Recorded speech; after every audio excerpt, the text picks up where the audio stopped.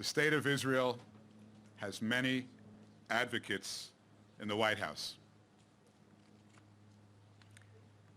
but none have shown greater advocacy for nor greater effort to advance the special relationship between Israel and the United States and the cause of regional peace than my good friend Jared Kushner.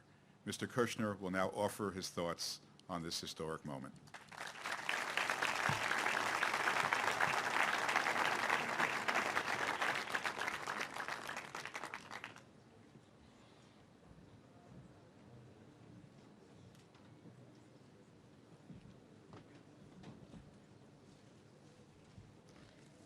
Thank you, Ambassador Friedman. You've really done a great job today, and you've done a great job as an ambassador, but today's really been spectacular. So thank you very much.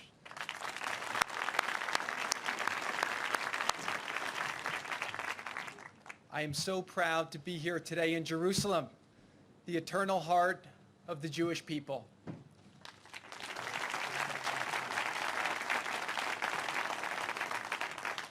And I am especially honored to be here today as a representative of the 45th President of the United States, Donald J. Trump.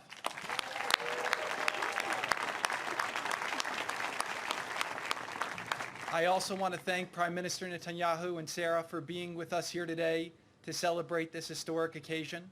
Thank you very much. I'd like to ask all of the members of Congress who are here on their delegations to rise and be recognized. Today would not be possible without your advocacy throughout the years.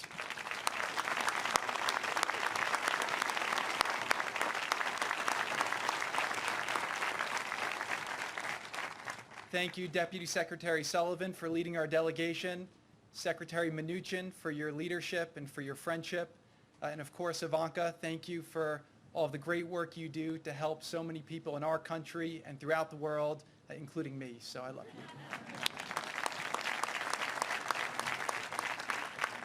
I also want to acknowledge Vice President Mike Pence for his tireless efforts to strengthen the U.S.-Israel relationship.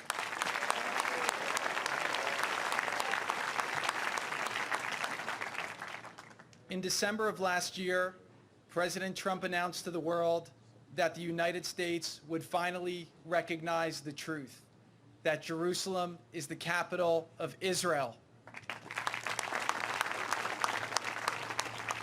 He also declared that we would soon move our embassy from Tel Aviv to Jerusalem, and just 5 months later, we are standing on these grounds.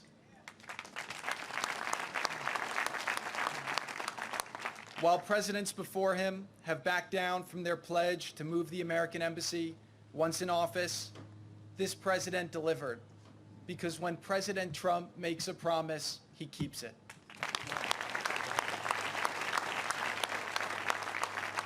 But today also demonstrates American leadership. By moving our embassy to Jerusalem, we have shown the world once again that the United States can be trusted.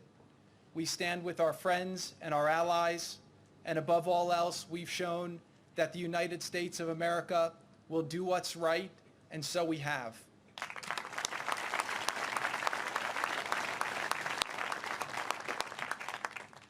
Israel is a sovereign nation with the right to determine its own capital, the same right that is enjoyed by every other country in the world.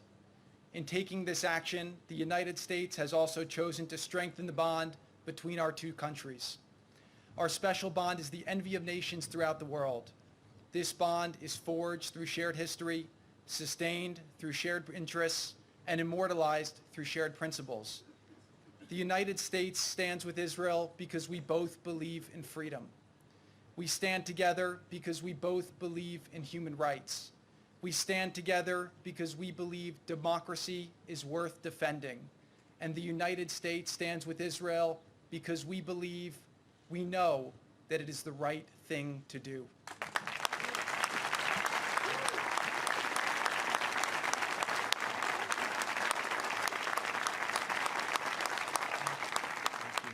When we stand together for the principles and the values we share, we shine a light of justice unto the world.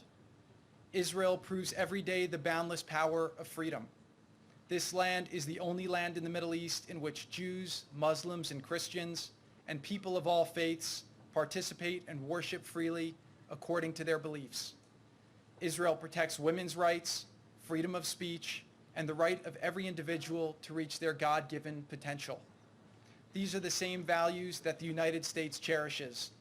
These are the values that bind us together. These are also the values that have made Israel one of the most vibrant nations in the world. This tiny population has spurred advancements in technology, medicine, and agriculture, making the world a healthier, safer, and more prosperous place. These are the blessings we hope Israel can one day share with its neighbors. Last week, President Trump acknowledged another truth and kept another promise. He announced his intention to exit the dangerous, flawed, and one-sided Iran deal.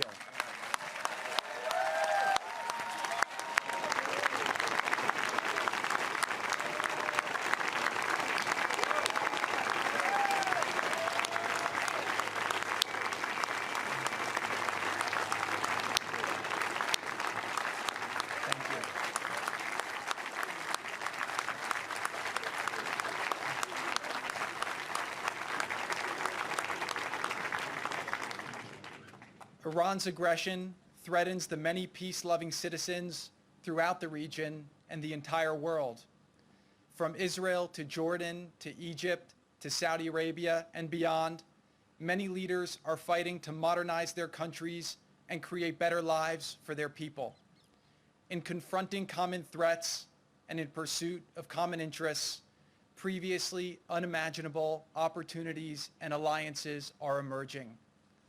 I am also proud to be here today as a member of the team that President Trump has entrusted to lead the efforts to bring peace between the Israelis and the Palestinians. It has been an honor to work with our new Secretary of State, Mike Pompeo,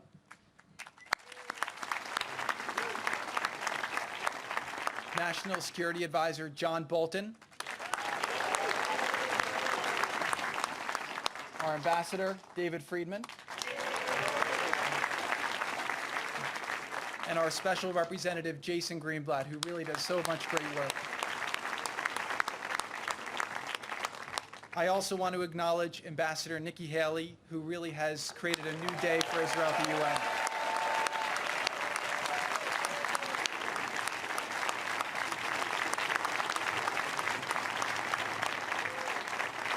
On December 6th, President Trump was very clear that his decision and today's celebration do not reflect a departure from our strong commitment to lasting peace, a peace that overcomes the conflicts of the past in order to give our children a brighter and more boundless future.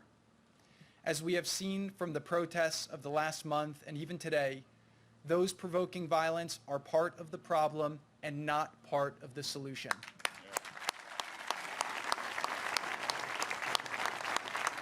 The United States is prepared to support a peace agreement in every way that we can. We believe that it is possible for both sides to gain more than they give so that all people can live in peace, safe from danger, free from fear, and able to pursue their dreams. The United States recognizes the sensitivity surrounding Jerusalem, a city that means so much to so many. Jerusalem is a city unique in the history of civilization. No other place on earth can claim significance to three major religions. Each day, Jews pray at the Western Wall, Muslims bow in prayer at Al-Aqsa Mosque, and Christians worship at the Church of the Holy Sepulchre. That is why President Trump has called many times, including right now, on all parties to maintain the status quo at Jerusalem's holy sites, including the Temple Mount, also known as Haram al-Sharif. While the challenges to peace are numerous, I have personally seen that the determination of the leaders in the region and throughout the world remains steadfast. They have seen too much pain, sorrow, and wasted opportunity, and they think it's time to try something better. Throughout history, Jerusalem has been the victim of war and conquest. It has been used to divide people and to instigate conflict by those with evil intentions. But it does not have to be this way. Jerusalem must remain a city that brings people of all faiths together, to visit, to worship, to respect each other, and to appreciate the majesty of history and the glory of God's creation.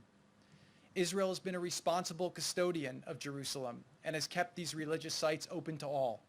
In fact, immediately after the 1967 war, one of the first acts of the Knesset was to adopt the Protection of Holy Places law, ensuring access to places of worship to members of all religions. Funds were immediately allocated to repair any damage to the churches, mosques, and synagogues that suffered through war, conflict, and neglect. As Israel turns 70, the search for a lasting peace turns over a new leaf, one of realism and of not being afraid to stand strongly with our allies for what is good, for what is right, and for what is true. Thank you.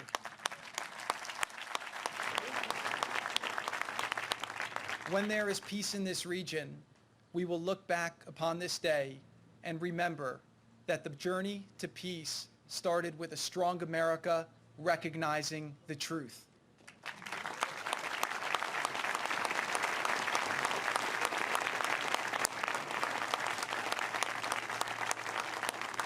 The pursuit of peace is the noblest pursuit of humankind. I believe peace is within reach if we dare to believe that the future can be different from the past, that we are not condemned to relive history, and that the way things were is not how they must forever be. It will not be an easy road, and it will be filled with difficult moments and tough decisions, but if we dream big, if we lead with courage, we can change the trajectory for millions from hopeless to boundless.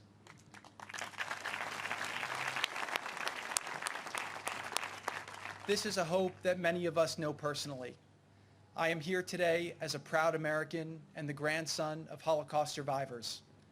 During World War II, my late grandparents Ray and Joseph Kushner fled their homes to the forests of Belarus to escape Nazi persecution. Somehow, they managed to resist the horrors and survive. After the war, they built a new life in America, a beacon of hope, a land of limitless opportunity.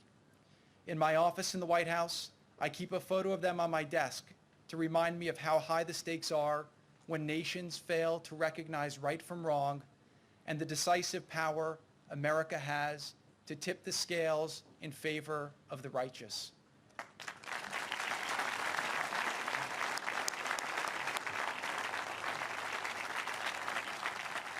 Today, we take another historic step in that direction. I am confident that as a result, our nations will be stronger, our peoples more prosperous, and our futures filled with even greater promise for peace. May God bless you. May God bless Israel. May God bless the United States of America.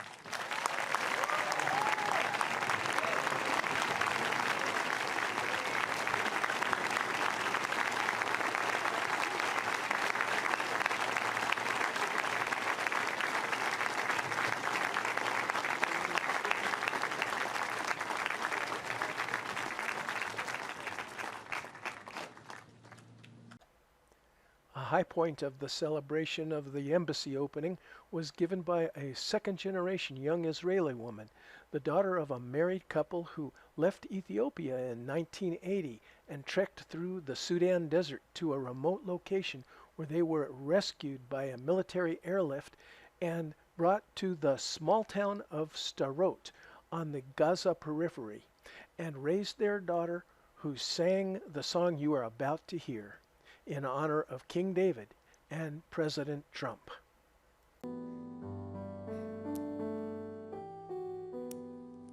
I heard there was a secret chord that David planned and it pleased the Lord, but you don't really care for music, do ya? It goes like this: the fourth, the fifth, the minor fall, and the major lift, the baffled king composing hallelujah, hallelujah, hallelujah, hallelujah, hallelujah.